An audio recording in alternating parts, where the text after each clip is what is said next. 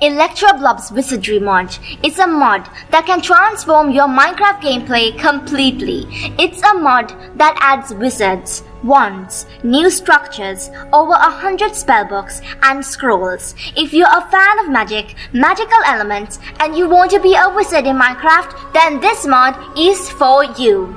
In this video, we'll be going over this mod and highlighting key features and most of the items, blocks, structures, armor, and spells. However, I'll not be covering every single spell, just the aspects of most of them. If you want a video of me highlighting every single spell, then drop a comment and I'll see what I can do.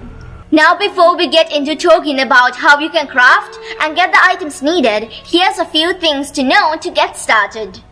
Type of wizards and their magic are broken down into different elements. There's fire, ice, air, and earth.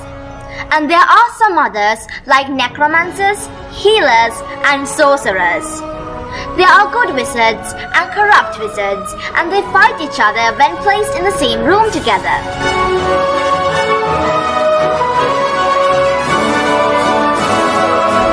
Now there are different levels of magic as well. They're broken down into 4 parts: novice, apprentice, master, and lastly, advanced. When the player starts out, the first thing that they'll need are magic crystals. They can be obtained by mining crystal ores in caves. They are found at about the same level iron is found at, and you definitely need to have an iron pickaxe for that. But if you don't like mining or spending too much time in caves, then you can find crystals another way as well. They can be easily obtained by finding crystal flowers. Now crystal flowers can be found almost anywhere, however, they spawn more in the plains and mountains. Once picked up, one can put that in the survival crafting table and get 2 magic crystals for each flower. Magic crystals are very crucial if you want to maintain your practice of magic. Think of it as the life your magic depends on. Now this mod also adds a guidebook to help as well. It's called the Wizard's Handbook, and you can craft it with 1 book and 1 magic crystal. Now the Wizard's Handbook is super useful for beginners who want to work themselves around the mod. It tells you all sort of general things that we'll be covering here. And as you can see, you'll need a gold nugget, a stick, and a magic crystal to make your very first wand. When a brand new player crafts a wand, the tier of their wand naturally becomes novice, as the player's a novice wizard in a new world. Now that you've got your magic crystals, your handbook, and your wand, what's next?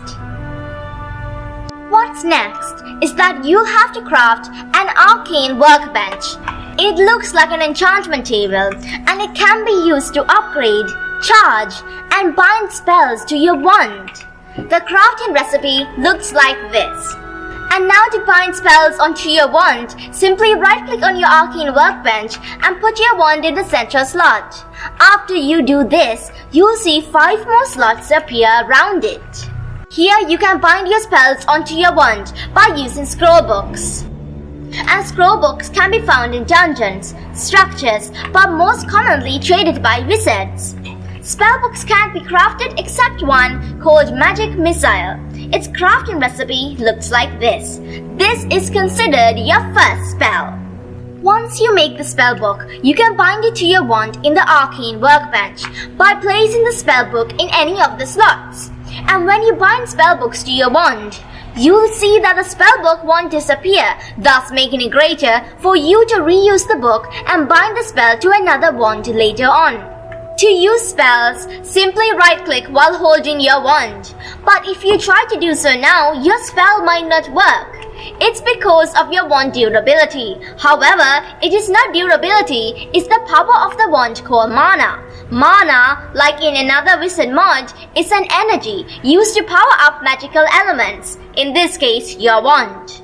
If you observe closely, you'll see that a novice magic wand has 700 mana, an apprentice wand has 1000 mana, an advanced wand has 1500 mana, while a master wand has 2500 mana. I'm pretty sure you get the point.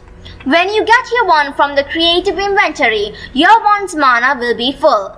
But when you use your wand in your survival inventory, your mana will decrease as it normally should. So the question is, how do you refill it? And the answer is with magic crystals.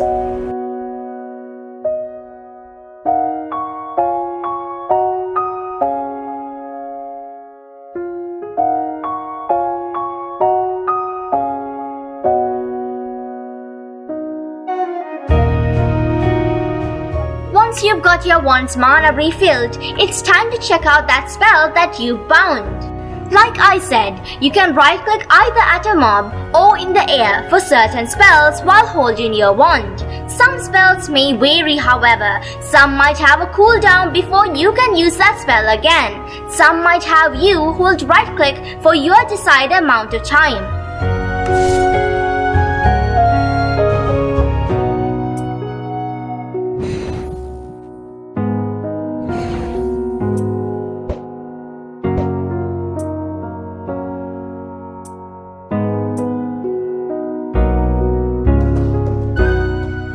What if you haven't got an Arcane Workbench with you at the moment and you want to refill your mana? Or worst case scenario, you're fighting mobs and all you have is your wand, but then your mana runs out.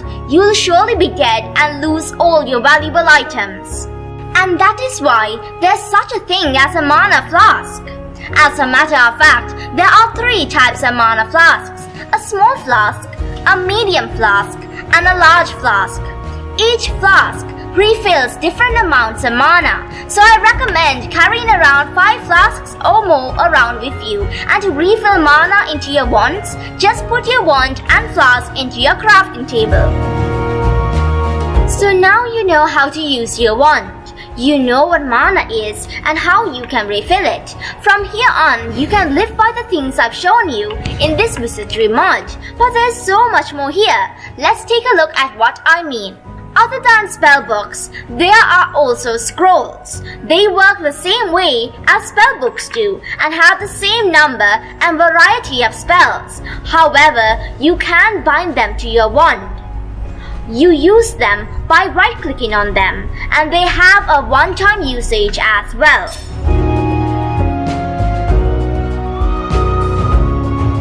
Now, you find spellbooks or scrolls in structures like dungeons or mineshafts. In survival mode, you won't see any name on the books or scrolls unless you've used them before.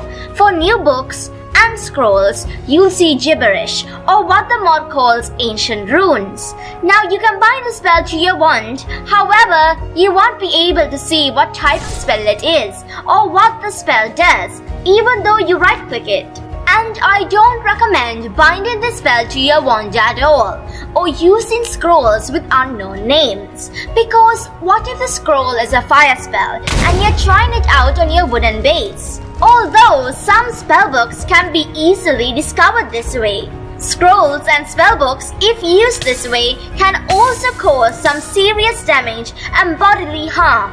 For if some reason you find out that the spells that you've discovered aren't doing what it's supposed to do, then it's the mod as well.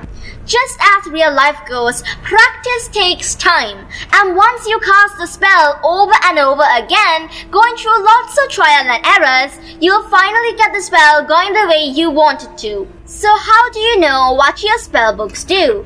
How do you discover them without having to go through disasters? The answer is with scrolls of identification.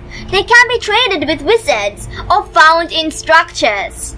And once you have the scroll of identification and you use it, you'll be able to discover a spell. 1 spell per scroll. Now leaving spells aside, let's take a look at wand upgrades. Just as the name says, wand upgrade will level up your wand. You'll find wand upgrades in mostly structures. And there are 9 upgrades in total. However, you'll only be able to assign 3 upgrades per wand. Let's take a brief look on what they can do. The first one here is a wand storage upgrade. It upgrades the mana capacity of a wand. Here I have a normal novice wand. Put the wand storage upgrade in the top right corner slot of the workbench, then apply the changes.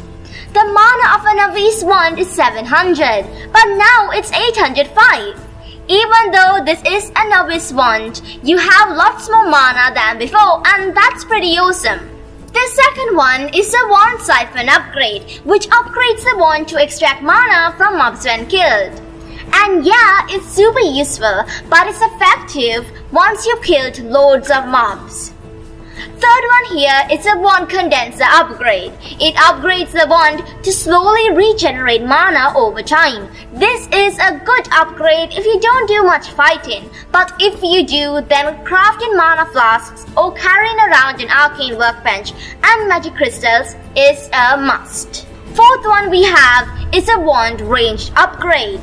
This is one of my personal favorites and it's just the best for of course expanding range lines of fire for different spells. Now the fifth one is a wand duration upgrade. It upgrades the duration of effects cast by a wand, which means that you'll do further damage to mobs that you cast spells on. Let's move on to the sixth upgrade. Here we have the wand cooldown upgrade. Like I said before, different spells on different levels have different ways of casting, and some spells have cooldowns, some fast and some really slow. Having this upgrade will help most of the cooldowns become faster. So here we are with the seventh upgrade. It's called the Wand Blast upgrade. It upgrades the area of effect of spells cast by a wand. Or in other words, it increases the volume range of spells. This is really useful if you want to attack multiple mobs in the same range. And now we have the eighth upgrade, and you love it because I surely do. It's called the Wand Attunement upgrade. Once applied to your wand, no matter what level it's in, one more spell slot will appear, which gives you the upper hand to bind one more spell. You could do this over and over again as a matter of fact, and new slots will be added. However, there is a limit. You can only have 8 slots, meaning 8 spells bound to your wand. And last but not least, we have the ninth upgrade, and it's called the Wand Melee upgrade. I have 2 wands, and they have no spells in them whatsoever. However, one has the Wand Melee upgrade applied, and as you can see, there's a big difference between the 2 wands. If I spawn a spider and hit it, not cast a spell with my normal wand, it's the same thing as hitting it with our hands. But if I do it with the upgraded wand, you'll see some magic sparks, and with only a few hits, the spider will die.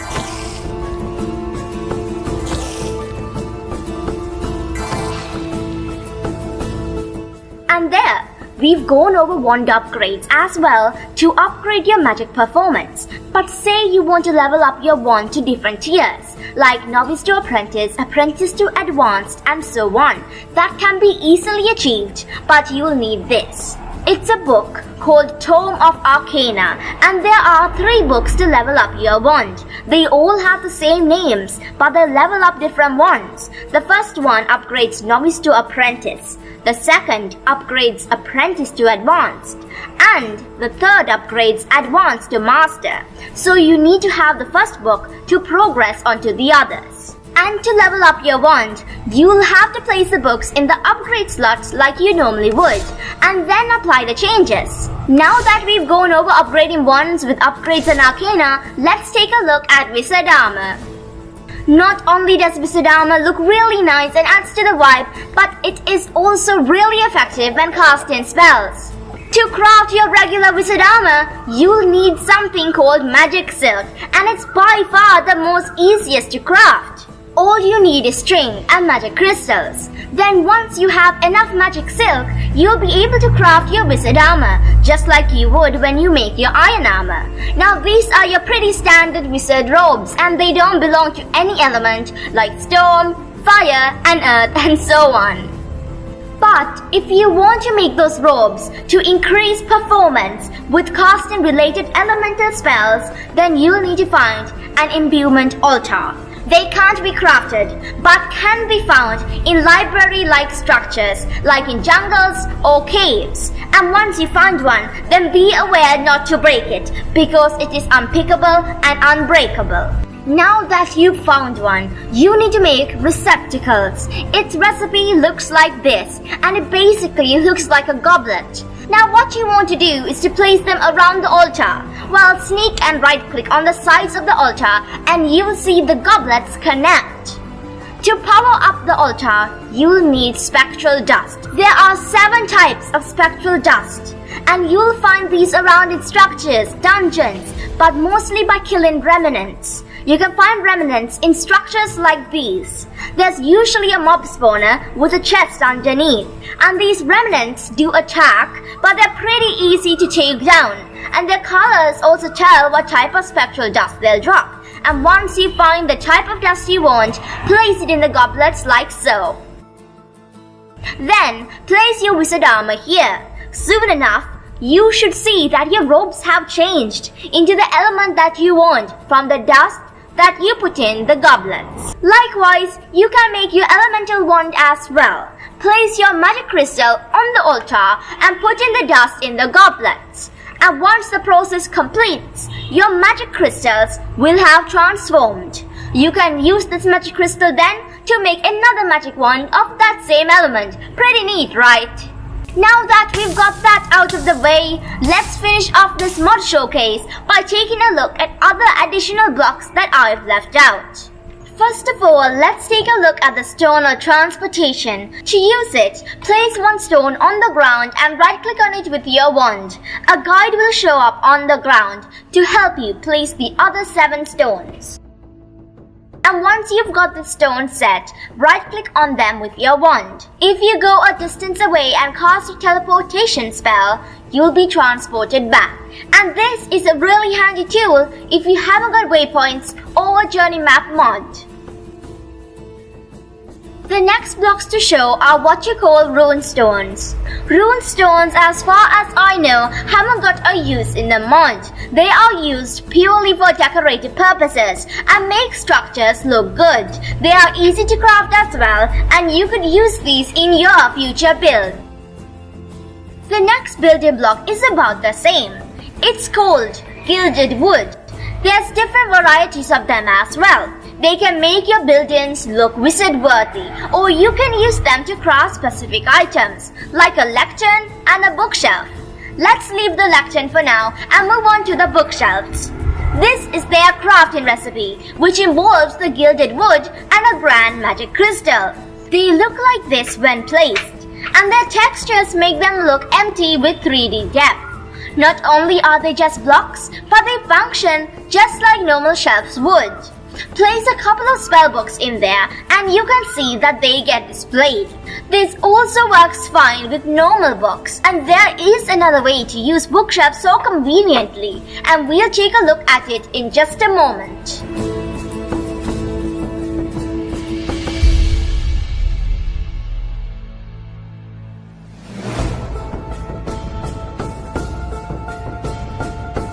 Now let's for a while take a look at a lectern. A lectern can be crafted pretty simply if you've got your basic items. Once you craft it and place it down, it looks super epic, but you might get a little confused on how you might be able to use it. I know I surely did. And that is why I'm going to show you the perfect setup for your wizard tower.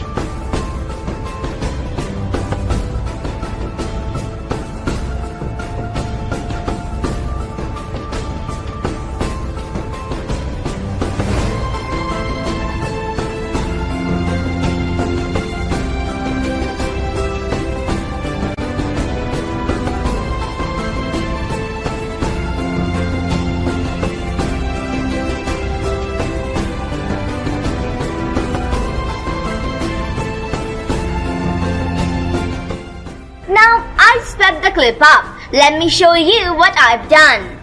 I've placed my bookshelves here with random spellbooks and scrolls. Then I've got my Arcane Workbench over here with my magic wand inside. And right next to it I've got a lectern. Here's where the real magic happens. If I check my Arcane Workbench, you'll see something different. We have our spellbooks here. That is because our shelf is right near our workbench and we can take the spell and bind it to our wand as much as we wish. Let's take a look at the lectern, shall we? As you can see, it lists all the scrolls and spells that are in the shelves. We can click on them and check what they can do, and we can also go back and check the other spells. But what's even more fascinating is that if we click this button, the map marker, this mod will indicate where the spellbook or scroll is.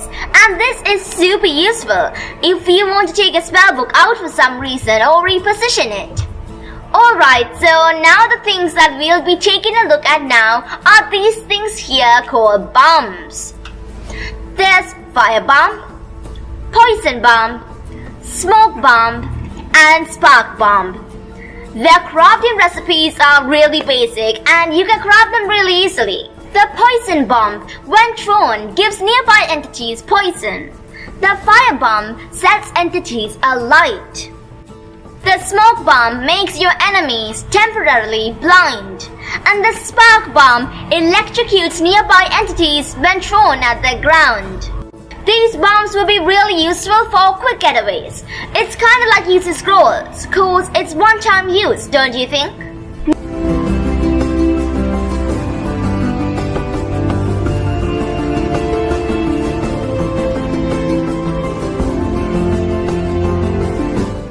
Now let's take a look at an item called the Ruined Spellbook. You can find them in mine shafts and generate structures. Now you can't right click on it because there's no magic left. However, you can use it if you use an Imbuement Altar. Place the Ruined Spellbook on the altar and then put in some Spectral Dust. The type of dust you put in will change the type of spell you want. Like if I put in the red Spectral Dust, then I'll get a fire spell. Likewise for the rest. If I put in each type of dust, then I could get any type of spells.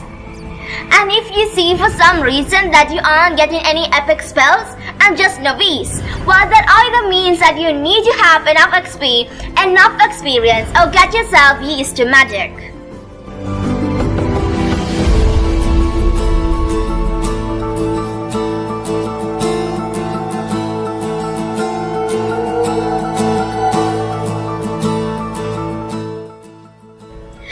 After the Ruined Spellbook, we have Blank Scrolls.